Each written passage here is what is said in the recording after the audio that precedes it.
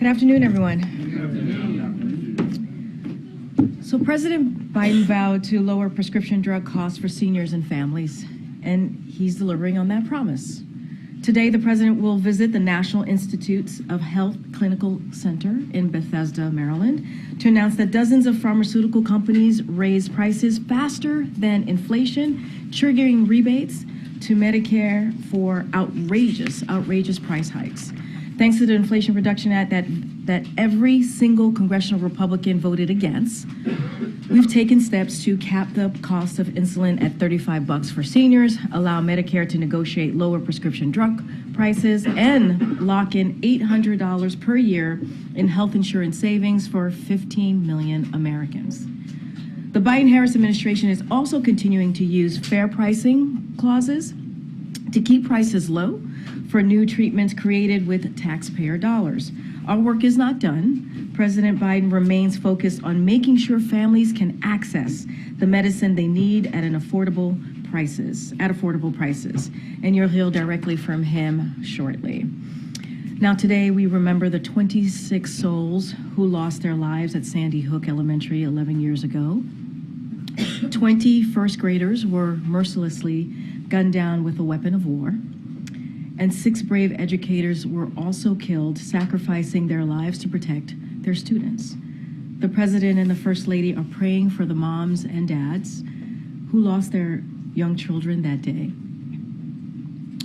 For the family members and survivors in the Newtown community, so many of them have courageously gone on to fight for change and end the gun violence ripping apart lives and communities.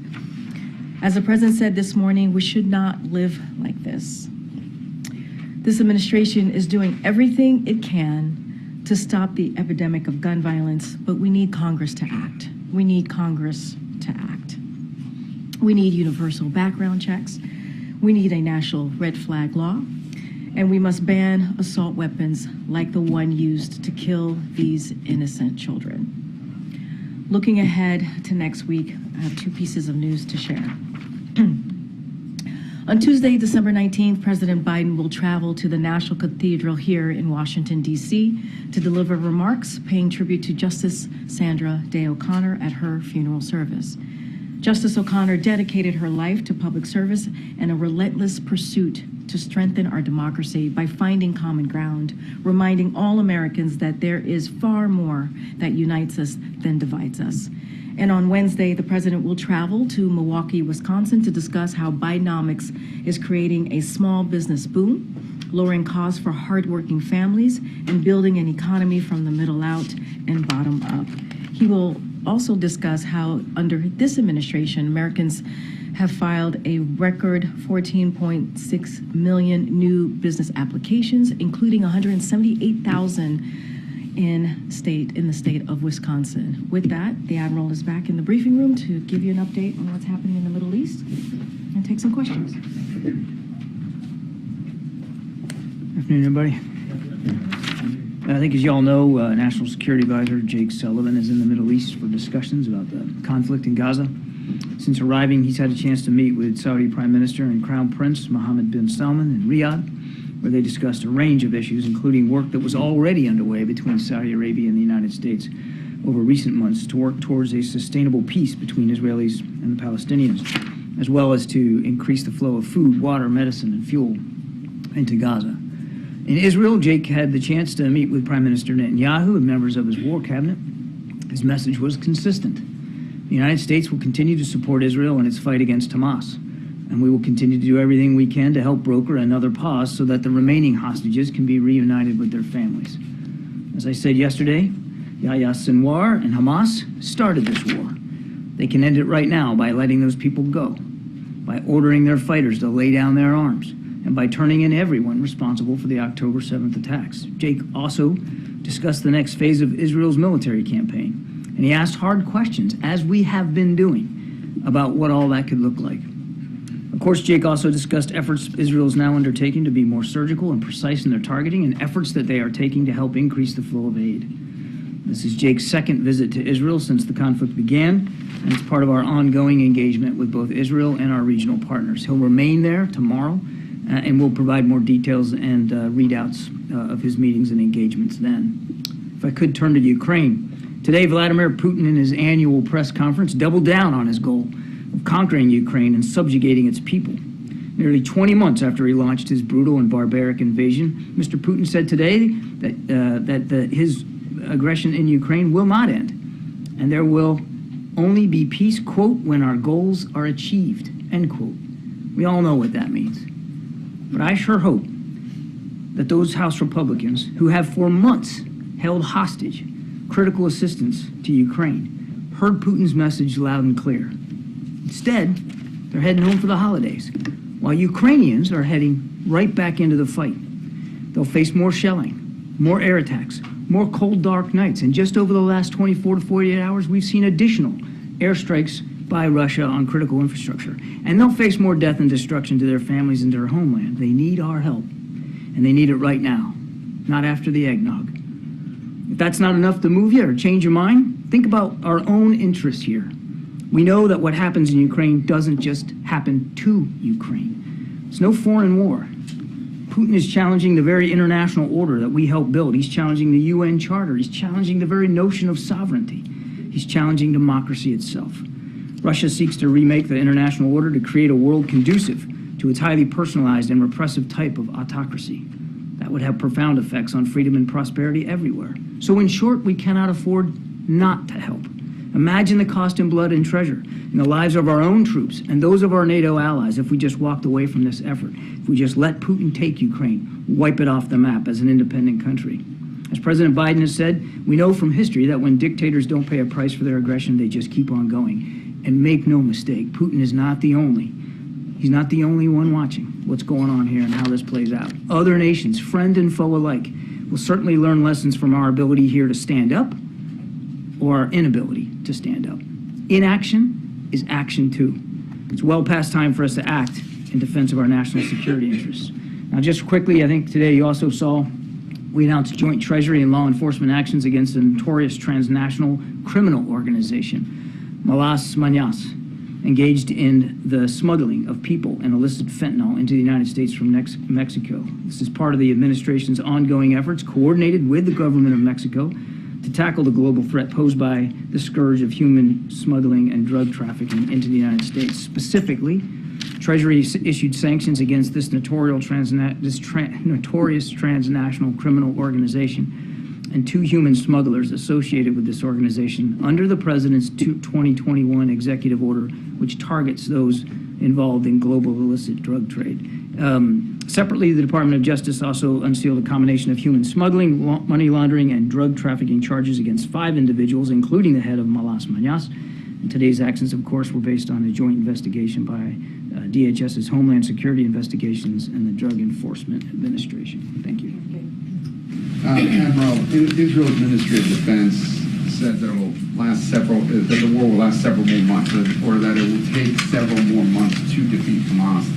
Does the U.S. find that timeline acceptable? This is consistent with what they've been saying since almost the very beginning, that this could take some time, and certainly they've talked about it in terms of months. There's nothing new there. That's very consistent with what they've been saying. And then separately, a senior Israeli diplomat is saying that the country will not accept a 2-state solution. That runs contrary to U.S. policy. What's your reaction to those comments? We still adhere to the promise and the vision of a 2-state solution. Nothing's changed about our policy. I'll let the Israelis speak for themselves. We still believe, the president still believes, it's not only possible, it's in the best interest of the Israeli people and the Palestinian people. But how is peace at all possible if the Israelis cannot accept that? As I said yesterday, Gabe, a 2-state solution may seem elusive right now. We're not fooling ourselves. We know that everybody's focused right now on the fight against Hamas, but it requires leadership. A 2-state solution. It requires leadership on all sides here to be able to roll up their sleeves and do the right thing, not only for their people, but for everybody in the region. The president is an optimist, and he still believes that it's the right answer, the right solution, and he still believes it's achievable. Nobody thinks we're going to pull a rabbit out of a hat here and get to it tomorrow, especially while they're in a fight for their lives right now. But it doesn't mean we're going to give up on the efforts. And just one more thing, and then I promise I'll shut up. When he was in Riyadh, this was an idea This notion was brought up by Jake with the Crown Prince. And as you know, before October 7th, we were working towards normalization between those two countries. And the indications that we've gotten from the Saudis is that they're still interested in pushing forward on that. You said it requires leadership. Does it require more leadership on the part of Benjamin It Netanyahu? requires leadership across the board. Thanks, John. Follow on Gabe's question, you mentioned the Israelis have been consistent about wanting additional months for this campaign. Is that acceptable now at this stage to the United States for this to continue on for more? It's been 2+ months now. I think, look, we all want it to end as soon as possible. And as I said in my opening statement yesterday and today, it could end today if Sinwar did the right thing and just laid down his arms and surrendered and gave the hostages back. That doesn't look likely right now, this war that Hamas started. And Israel has a right and responsibility to continue to conduct this war to protect their people and to protect their nation. Again, how long that's going to take, I can't predict. And we're not dictating terms to the Israelis about how long it has to take. It has to take as long as they feel they need to take to be able to eliminate this threat. But obviously, we all want it to be over as soon as possible. The U.S. position in the last several months has been that in a post-war environment, that Gaza must be controlled by a revitalized Palestinian Authority. What gives the U.S. any sense that people of Gaza want the Palestinian Authority involved in the Gaza Strip or even in the West Bank, since majorities want Abbas to go? Does Abbas need to go?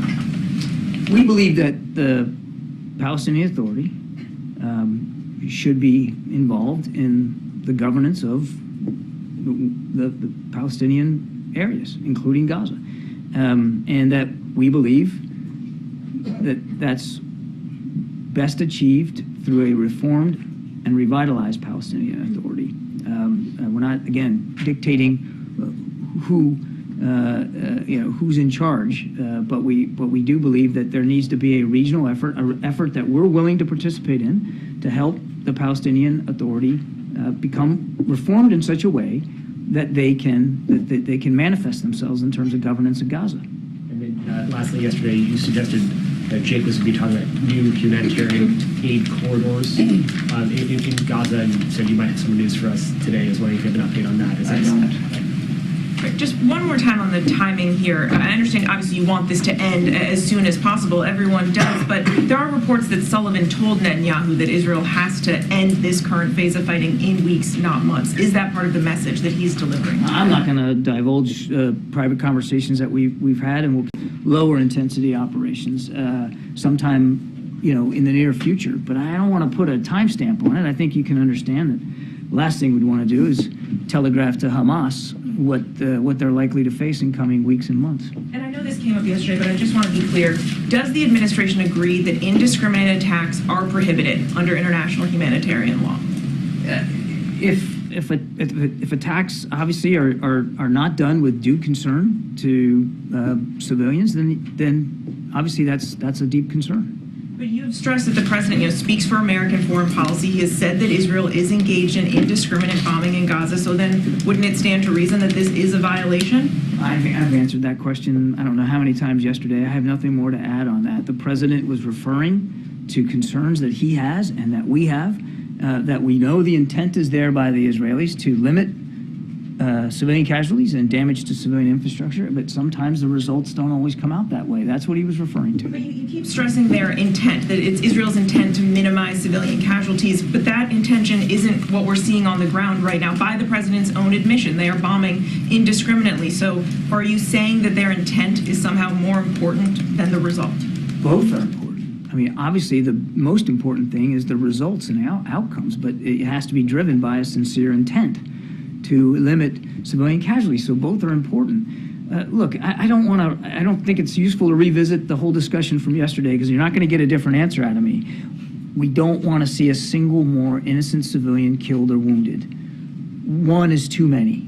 We've said that over and over again. And we're working hard with the Israelis. And Jake's doing that right now to get a better sense of what they can do, as I said in my opening statement, to be more surgical, to be more discriminate in their targeting. That's important. At the same time, it's important that they have the tools and capabilities they need to go after a truly genocidal threat represented by Sinwar and these Hamas terrorists. You said that Jake was encouraging the Israelis to start transitioning from a high-intensity to lower-intensity operations in the near future. I know you don't want to get into the timeline, but how would the U.S.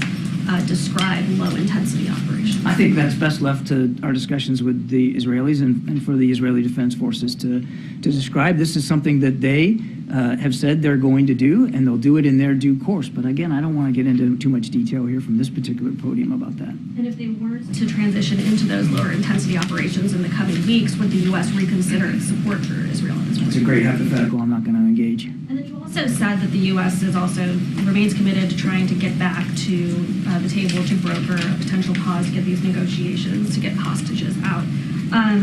But the Israeli government called off a trip by the head of the Mossad to travel to Qatar to restart these hostage negotiations.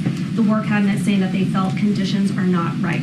Does the U.S. agree with that assessment? We're still working by the hour to try to get a pause back in place so that hostages can get released. I'll let the Israelis speak to their negotiators and where they are and what they're going to focus on. I can tell you one of the things Jake's doing in the region. I mean, if you need proof that we still want to see a pause, just look at where the National Security Advisor is today. I mean, we are engaging at all levels to try to get that back in place, and we still believe it's possible.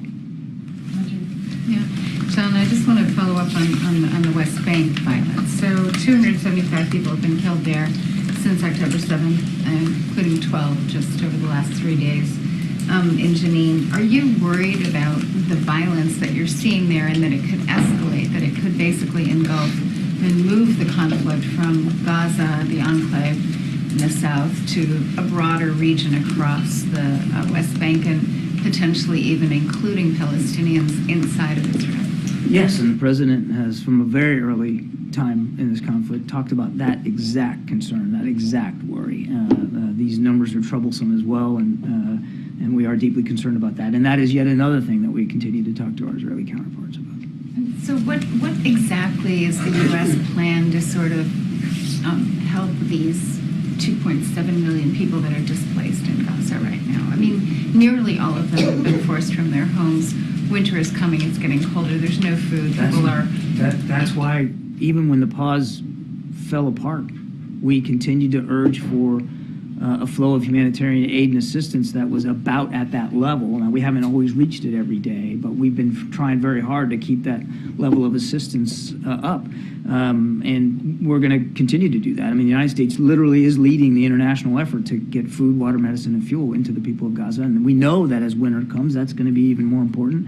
And we're not going to lay off that task. Can you airdrop supplies in? Airdrops can be done, but the best way to do it in Gaza, just because it's so densely populated and so densely urban, the best and safest way to get it in there, in terms of volume as well, is through trucks. Okay, and then just one quick question. Today there was an attack reported on a Maersk cargo ship. Do you know anything more about that? Can you give us any details? I don't have any details on that particular. Are you talking about something in the Red Sea? Yeah. I'm not familiar with that particular attack. On the president's phone call with Turkey and President Erdogan today, can you share any details about their discussion about Turkey's request for the F-16 fighter jets? We'll have a more detailed readout for you here shortly, I think. President appreciated the time that President Erdogan gave him. They certainly talked about a range of issues, including what's going on in the Middle East between Israel and Hamas. They talked about NATO and Sweden's accession, and I do believe just the general support for, again, we'll wait for the readout, but I certainly wouldn't be surprised at all if it was also raised that we continue to support a modernization program for their F-16s. On the defense budget, are you worried that the extension of FISA, which gives the FBI the power to conduct warrantless spying on surveilling on foreign citizens and Americans who they interact with, do you think that's Americans are also at risk of being spied by the government? Are you talking about 702? Yeah, 702. Yeah, look, we have talked about this for quite some time. We believe that 702 gives us very important tools and capabilities to protect the American people by focusing on the collection of useful intelligence overseas. and that's what it's designed to do. And again, we're watching what's going on in the House. The House Intelligence Committee has put forward a full reauthorization of 702 that we think is worth looking at, and we urge everybody in the House to look at it seriously. There's some reforms in there that I think, as I said earlier, might be a little bit difficult for us to sign up to, but in general, 702. Look, I mean, Zawahiri, right? The colonial pipeline. I could go on and on of things we were able to help improve our safety and security and to go after threats to that safety and security that 702 gave us. So it's really important. From your experience after 20 years of war in Afghanistan, fighting also ISIS, do you think that Israel is really going to dismantle Hamas with the U.S. corporation? Our own experience tells us that if you can go after the leadership of a terrorist network, and this isn't just a terrorist network, it's also a military organization as well, that you can have a very significant effect on their ability to plan, train, resource, recruit, retain, and execute attacks. We saw that with ISIS. We saw that with Al-Qaeda. So the idea of going after their leaders makes sound military sense. Now, are you going to eliminate the ideology? Probably not. I mean, ISIS still exists in Iraq and Syria, and Al-Qaeda still exists in places, although they've metastasized somewhat.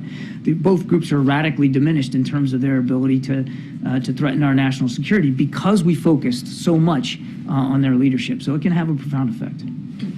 Thank you, Karine. John, you told me yesterday that a future governance in Gaza must exclude Hamas, requires reform in the Palestinian Authority, and represent the Palestinian people.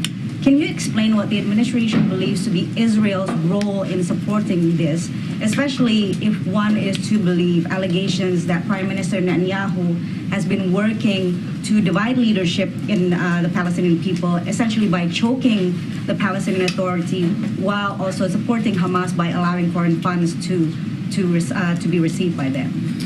I don't think I can really improve upon what I said yesterday. We believe that whatever governance in Gaza looks like, it's got to meet the aspirations of the Palestinian people. We know Hamas does not represent the vast majority of the Palestinian people.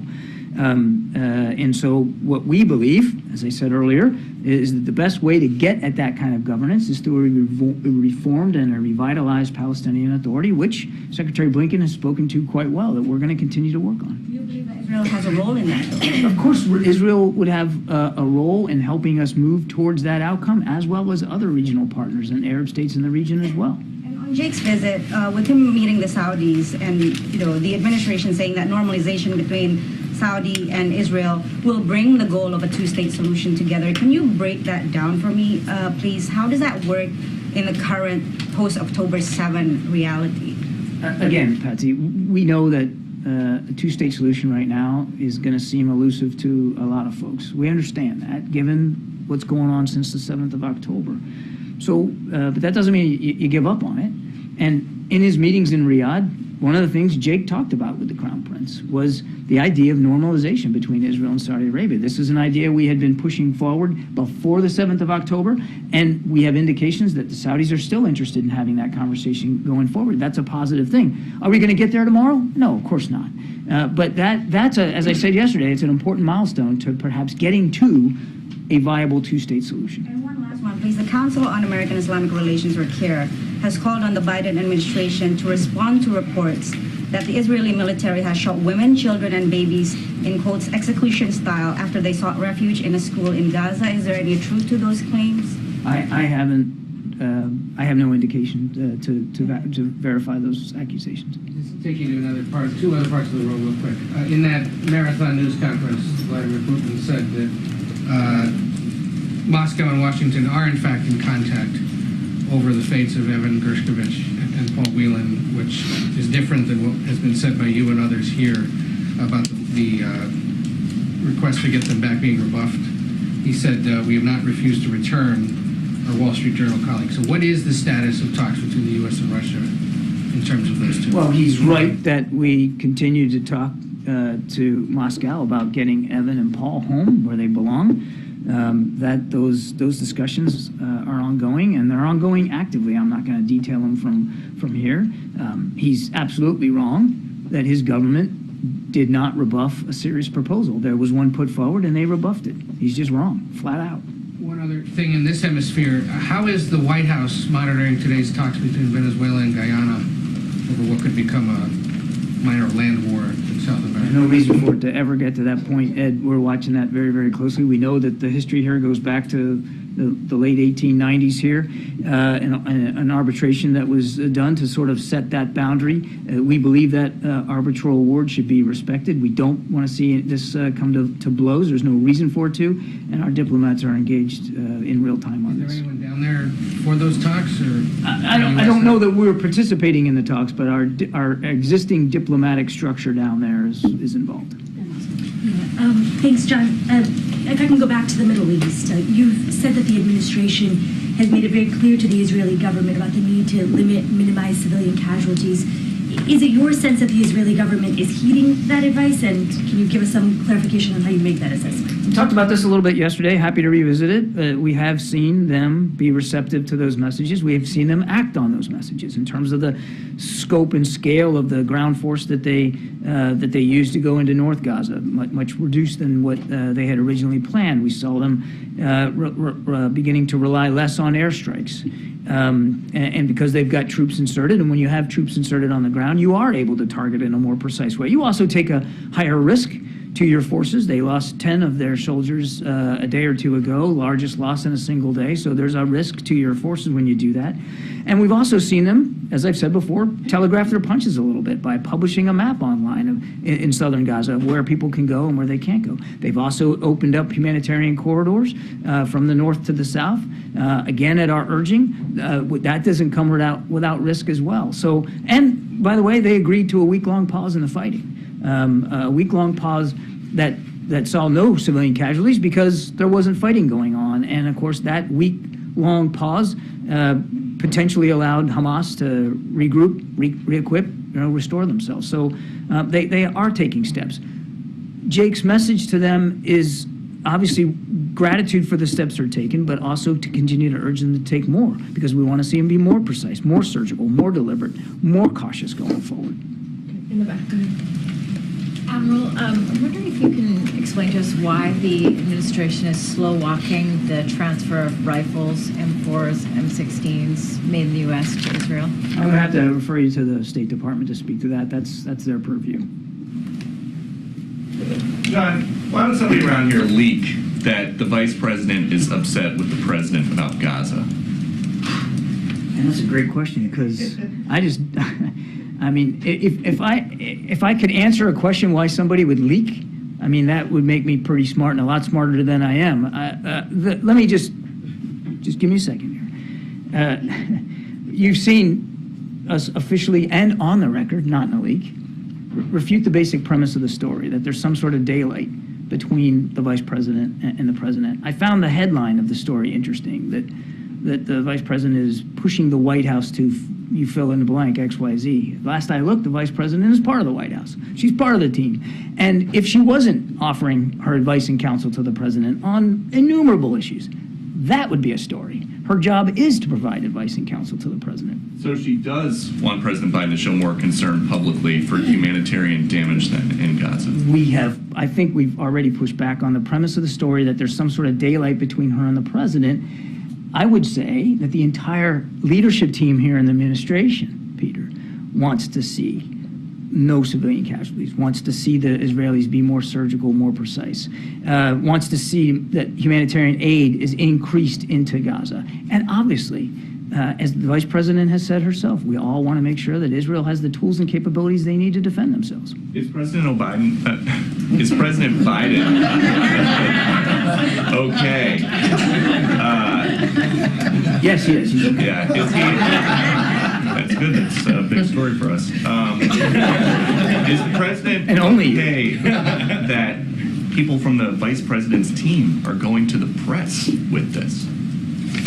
The president is comfortable and confident that in Vice President Harris he has a real teammate and a significant leader who understands the foreign policy direction that he's trying to take this country and our leadership on the world stage, and is candid, forthright, educated, smart, and willing to tell him exactly what she thinks. I'm not going to talk about what her advice and counsel is to the president. I would just tell you that the entire leadership team here all understands the importance of making sure Israel is more precise, more cautious, and more deliberate in their targeting, even as we are sure and certain that Israel continues to need our security assistance and support to go after Hamas.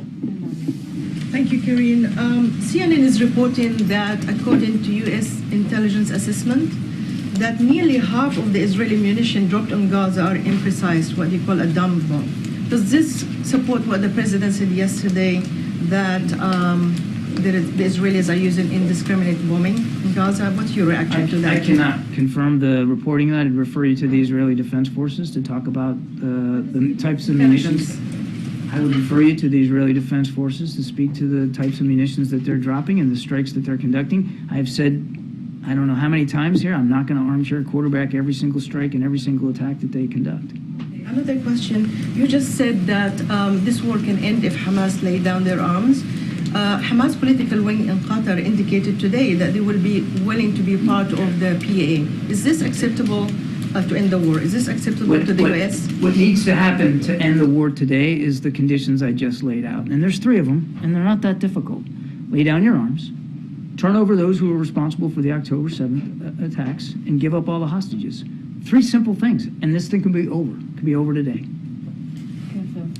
Thank you. I have 2 quick questions. First, I wanted to follow up on your comments about the Palestinian Authority remaining in governance. I'm just curious, as Congress puts together an aid package for Ukraine and Israel, does the president want to see the Taylor Force Act remain in effect, or is he open to U.S. aid going directly to the Palestinian Authority there?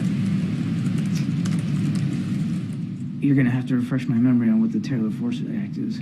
Taylor Force Act prohibits direct funding to the Palestinian Authority so long as their policy of sending aid to the families of deceased terrorists is in effect. Look, this is all part of what we believe should be a reformed and revitalized Palestinian Authority so that they can be credibly and authentically in charge of governance over Palestinian territories. So, and then second question, any comment on Argentinian President Milei's proposal to dollarize their economy there? Is that something that the White House welcomes? I'll take the question. Don't have an answer for you. Thanks, sir. Thanks, Karine. Thanks, Admiral. On Ukraine, the European Union has just agreed to open membership talks for Ukraine. Just wondered if you've got any reaction to that, and also does that mean that Europe might ultimately be a more reliable partner than the United States at the moment, given the current problems of supplemental funding? Europe is already a very reliable partner to Ukraine, and we would fully expect that will continue. There's been terrific unanimity with our European allies about supporting Ukraine. The EU can speak to their decision-making here in terms of inviting Ukraine or not. I'll let them talk about that. That's not something that we would comment on. We are focused on making sure Ukraine, as I said at the top, has what it needs, particularly in these tough winter months.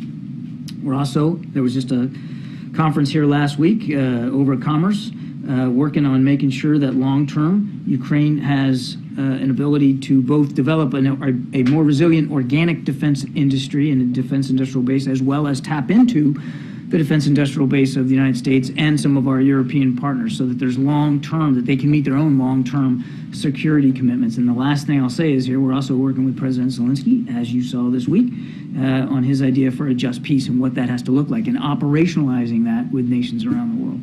All right, last question. On Ukraine, there's a small working group on Capitol Hill. Senators Langford, Sinema, and Murphy say that they're making some progress when it comes to the dispute at the heart of what's going on Capitol Hill, which is over changes in border policy. They say they're making progress. This may or may not, of course, end up extending their time here in Washington before they go home for the holidays. But just having them say they're making progress, is that enough to start the ball rolling and to assuage some of the concerns that the U.S. isn't doing anything? Is just saying they're making progress enough to get the ball rolling? In terms of assuaging the concerns about the international community that is watching and is trying to follow the U.S. lead regarding aid to Ukraine. I think what will be most effective to that end is actually getting a deal done. And we certainly wouldn't dispute the senator's take that there's progress, and we're going to continue to engage again in good faith in these negotiations. I'm obviously not going to get into the details from the podium, but the process is moving forward, and that's a good thing. But what really will send a strong message, not just to our allies, but to Mr. Putin, who just today said he still wants to wipe Ukraine off the map, is actually getting the funding to support Ukraine. And yes, we recognize that that requires compromise and discussions over border policy as well as border security. And the president and his team were willing to engage in those discussions. Thanks. Thanks, Admiral. Thank you. Okay, go ahead. That's great. I heard from Kirby a few minutes ago, give that colorful line, they need our help right now, not after the eggnog. I'm just wondering, is that wrong? So the White House is sort of trying to amp up the pressure on congressional Republicans, it seems.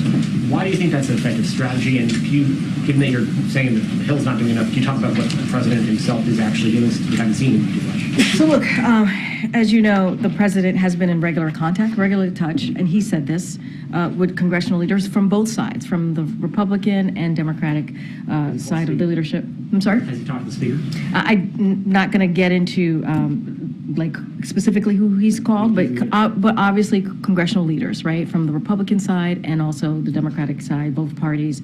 And as you know, staff has also been on the Hill. Our staff has been also, his staff has been also on the Hill negotiating on his behalf. And they met on Tuesday. They met again on yesterday. And we believe it's going in a productive place. We believe it's heading in the right direction. We believe that that conversations, the fact that it's continuing, it's encouraging, and we're seeing progress. And that's because, obviously, of the president, we believe, continuing to certainly negotiate, have those conversations. And this is a president who knows how to negotiate. We've seen him do it multiple times over the past almost 3 years in this administration, being able to negotiate across the aisle and working on legislation, making things happen on behalf of the American people. Look, it's going in the right way. We understand that we have to find a bipartisan compromise to get this done. And we're talking about the policy side of it and the funding side of it as we talk about the border in relation to the border. And so we're going to continue to have those conversations. It continues on the Senate side. You heard us talk about how, and the Speaker said this himself, how he's going to, they're going to go on vacation. They're going to go on vacation while the Senate side continues to work. And that's not delivering for the American people when you go on vacation and go on Christmas recess.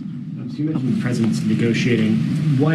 How is he a part of these negotiations? Is the White House now is he personally evaluating proposals? So he's in regular touch with congressional leaders. Don't have any specifics. Not going to negotiate from here. Obviously, his staff has been on the Hill yesterday and the day before yesterday and Tuesday and yesterday, having those conversation on behalf of this president, negotiating on behalf of this president.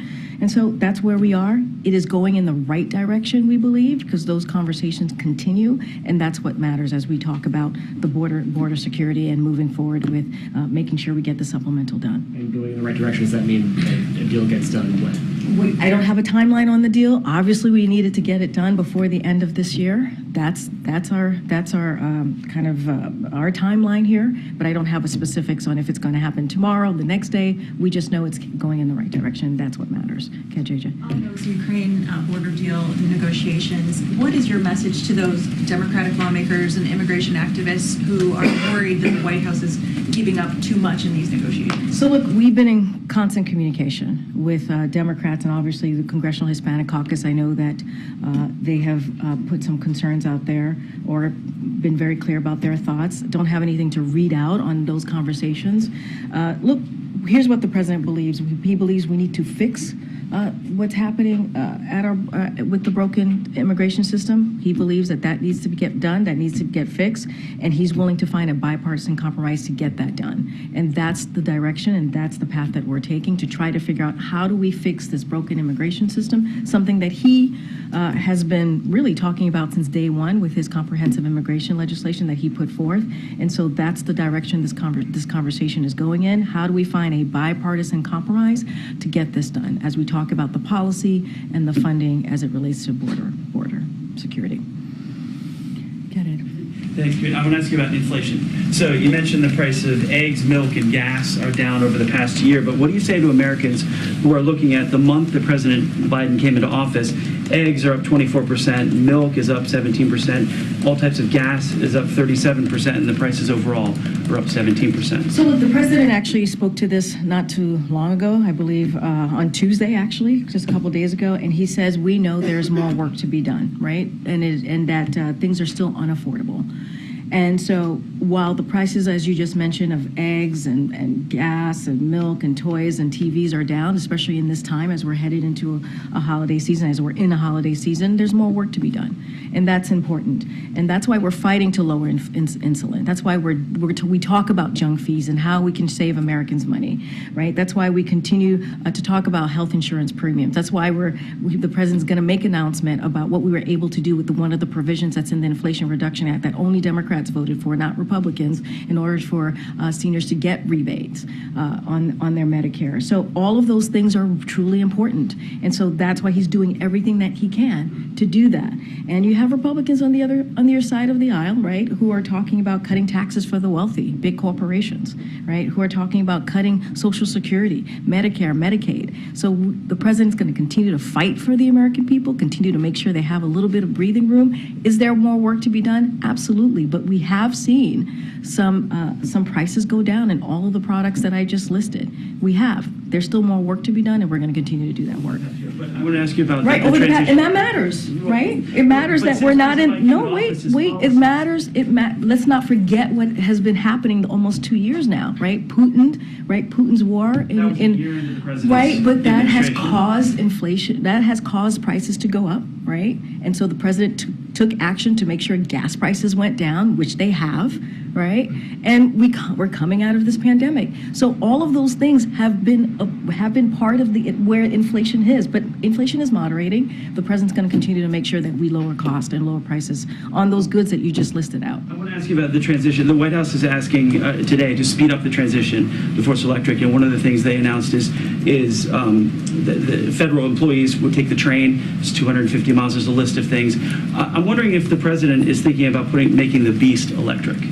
So that's certainly a question for GSA and Secret Service, obviously, but we are committed to boosting public and private access to electric vehicles, and today's announcement would save taxpayer dollars and help tackle the climate crisis. But as it relates to the Beast, that's something for GSA and Secret Service to speak to. Members would take the train? I would refer you to GSA and also the Secret Service as it relates to the Beast and any other questions. Go ahead, Zola. I know you said ledger affairs in different parts of the White House are involved in the negotiations on the Hill, but who's the highest ranking White House official that's physically on Capitol Hill? Look, you're talking about the OMB director, right, Shalonda Young, who's been in this briefing room multiple times, having conversations with members on the Hill. You talk about the, OLA, Office of Ledger Affairs. You have Shawanza, right, who runs that. You talk about the president's senior advisors. There have been a lot of people involved, and all of those folks have the trust in the president to get this done and to do these negotiations. Remember, we have done negotiations multiple times here and have gotten things done for the American people and many times in a bipartisan way. So that's what's important, that the president has a team that he trusts that has done this before in the past 2 years, even more, and getting these bipartisan kind of conversation compromises done. And so he entrusts in that whole entire team to get that done. And sometimes it's Jake Sullivan, sometimes it's Shalonda Young has obviously been involved in this more consistently, and OLA and others. But that's how it works. We work as a team, we work as a unit to get things done on behalf of the American people. Has his chief of staff been in the room on Capitol Hill for these? Look, I'm not going to start listing names, but obviously his senior advisors have been very, very involved in this, and has the chief of staff. Yes, I can say the chief of staff has been involved, but again, he has a team of folks who have been critical parts of a critical component of getting this done and having these conversations. Just to clarify, he's been on Capitol Hill? Not everybody's been on Capitol Hill. People have picked up the phone, have conversations. People, members of leadership in Congress call on this side wanting to talk to maybe the chief of staff and others who are part of this, the president's team. And so conversations certainly have been had. I don't have a list of who's been back and forth from here to the Hill. So it's been, again, this is the president's team who has done this many times before on negotiating and finding compromise, especially on important issues that matter to the American people. Go ahead, Karen. Thanks. 2 questions if I can. How concerned is the White House that there seems to be very little movement on appropriations bills, and that when lawmakers get back into town after the holiday recess, that first funding deadline of January 19th will be very quickly approaching? So look, let's not forget that that deal that was made, as we're talking about finding, negotiating, and the president's team being able to deliver, right, and working with congressional members on the Hill. One thing that we want to be really clear, like House Republicans should respect, right, that bipartisan budget agreement that was made. This is 2/3 of House Republicans voted on that bill, right? And it got bipartisan support from, obviously, from the House and from the Senate, and it is now law. It is something that they passed it out of the House, out of the Senate. The president signed it into law, and it is the law law of the land. It is still in effect. So that should be honored, and that certainly it should be that full agreement. They should abide by that full agreement. Second question. This is a local story, but a pretty big local story. Does the White House have any reaction to the possible move of 2 professional sports teams, the Wizards and the Capitals, and what that might mean for the revitalization of downtown D.C. after COVID? So I'm going to be very careful. They're private organizations, so don't want to comment on private organization. But what I can say more broadly, and I know you are all aware of this, that the White House Chief of Staff, Jeff Zients, sent a memo to cabinet secretaries earlier this year on the importance of returning to the office. So I'll let D.C. government speak to its plans for downtown. But the White House has called for federal agency to aggressively execute plans to return to work and to return to the office. So that's kind of how we've done our part here on the federal government. But as it relates to private organizations, I'm just not going to comment on their decisions here. Right. There's sort of an interesting problem brewing in Maine, where the IRS has reversed its position in terms of taxing an energy subsidy that was paid to people in the state. It's not a huge amount of money, but it is really a frustration for the people there who are angry about what they say is sort of a switch in position in the IRS. Have you had any contact with Maine about this? And is there anything you can say? Certainly I would refer you to the IRS on that particular question. I saw some of the reporting. I haven't had a chance to talk to the team about this particular situation in Maine, so I would have to go back to the team and ask them that question. But in the meantime, I would certainly refer you to the IRS on this. And then I just have a question on this ongoing question about inflation and how Americans feel about prices. This year, the Biden administration's made a big effort to sort of push Bidenomics and go out into the country. Do you anticipate doing more of that to try to hammer home this message? And is there, especially sort of in some of the bigger categories, rental, is there anything that you can do short of, or in addition to what's already being done to just alleviate pressure for Americans feeling the sustained brunt of this prices? So inflation is coming down, It's but moderating. prices are still high across the board. I totally understand that. That's why the president said himself, things are still unaffordable, right? That's what he said just recently, just a couple days ago on Tuesday. And he said he's going to continue to do the work to make sure that we lower costs for the American people, which he has done. We've talked about gas prices. We've talked about the products that people, whether it's a grocery store or a TV or what have you, to make sure that costs go down. We talked about junk fees, where he's going to talk about these rebate as it relates to Medicare. And Inflation Reduction Act is so important in that vein, right? And the things that it's been able to do to lower cost. Look, as it relates to Bidenomics, the president, I just announced at the top of the briefing, he's going to go to Milwaukee. He's going to talk about Bidenomics, investing in America, what Bidenomics has done for the American people coming out of the pandemic. We can't forget what happened when the president walked in. We saw literally the economy at a tailspin. And so the president has been working every day to get the economy back on its feet, make sure that we're building a middle class from the bottom up, middle out. And that's what you've seen him do.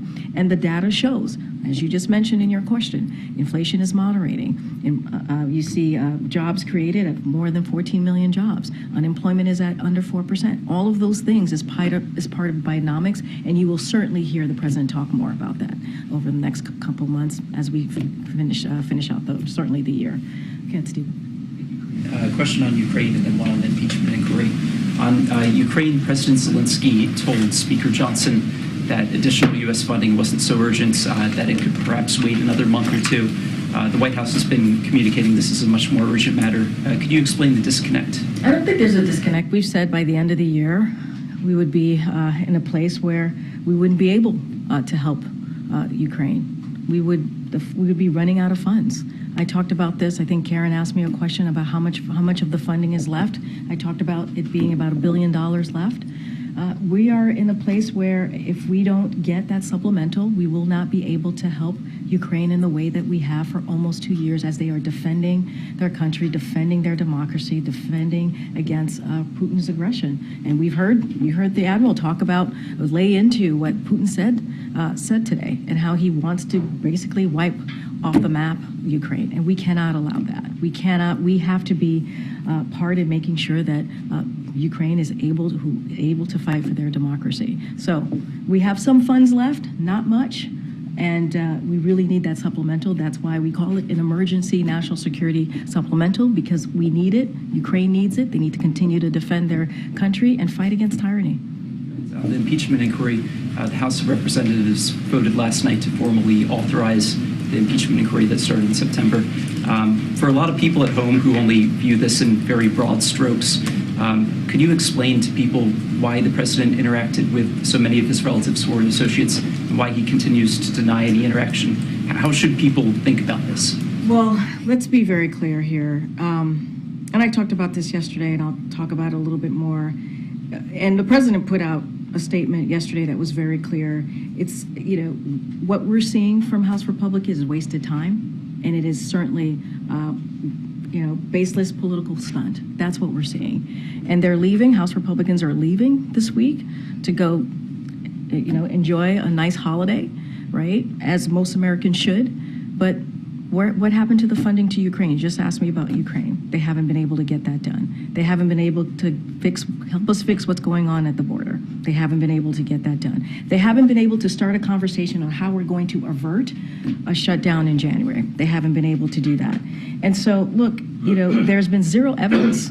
Zero evidence. You can ask me about engagement and what the president has done with his family in conversation, but there's no evidence. But there's no evidence. There is no evidence that the president has done wrongdoing.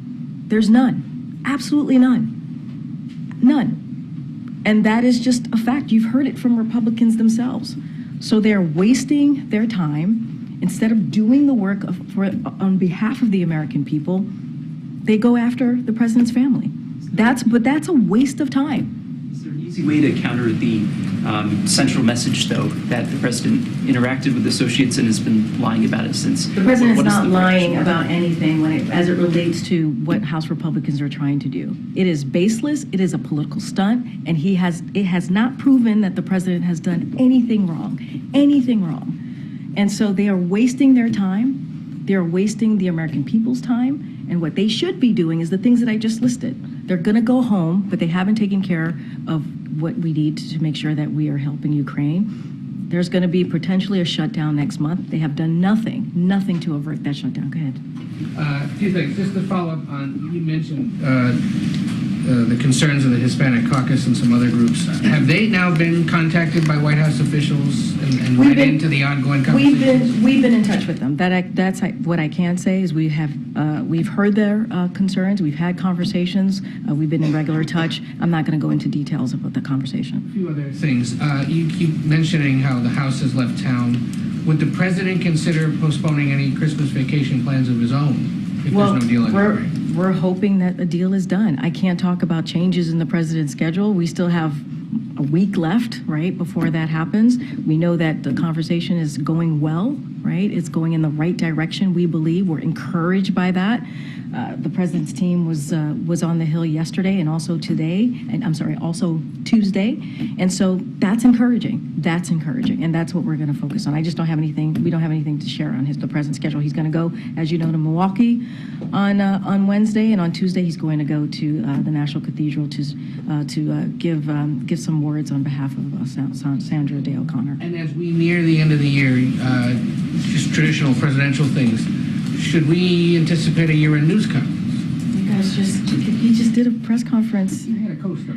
We got a co-star. Okay. He took 2 questions. No, he took more than 2 questions. There were 4. There were 2 plus 2. Okay, for American Press. Look, guys, We're a needy bunch. you said it, not I it. Look, he did a 2 plus 2 on Tuesday. Gosh, the week is going by really fast. On Tuesday with President Zelensky, you heard the president speak very passionately and in an important way about the way forward with the foreign policy, how he wants to move, certainly wants to make sure we continue to aid Ukraine. I don't have anything else to add about an end of the year press conference, but the president's going to travel, as you know, on Wednesday. You're going to hear from him today, and so you'll continue to hear from him before the end of the year, certainly. Pardons and commutations. Oh, that's a good question. I don't have anything on that, but that is a good question. I know that tends to happen. All right, okay, go ahead. Last question. Just to follow up on inflation. Housing costs have continued to go up significantly, even as we've seen other prices moderate. I know that obviously you said there's more to do, but what specifically can the White House do policy-wise here to make it easier for people to afford rent, much less ever have a hope of buying a home? No, it's a good question, and you're right. There are Americans who are very much still having a very hard time as it relates to housing, paying their bills. And so what we have done is, as you know, very early on in this administration, we put forth a housing plan, affordability plan that we believe is going to try to get some of these families to get over those hurdles. And we're talking about thousands of families, and we still need to do a lot more work on this. But we certainly have put forth a plan to make sure that we address some of the concerns, and that's why lowering cost. The announcement today, the announcements that we've made on junk fees, the announcements that we have made on lowering costs when it comes to gas or eggs and products like that, and TVs are all important for Americans. But you are right, there's still more work to be done. The president has said this. We put forth, like I said, a plan to reduce mortgage insurance premiums, for example, to make sure that that student loan borrowers qualify for mortgages. That's really important. Decide what to do from here, but in terms of people's perception of the economy, of Bidenomics, how much of a factor do you feel like interest rates, where the Fed is setting interest rates, plays into that? I'm going to be really careful because even speaking on that is speaking on the Fed. It is, as you know, an independent agency, going to be super mindful on that. They make their own monetary policies, so I'm just not going to speak to that. But obviously, we are certainly understand that there's more work to be done in lowering cost. But I'm not going to speak to the Fed's policy, monetary policy. Thanks, guys.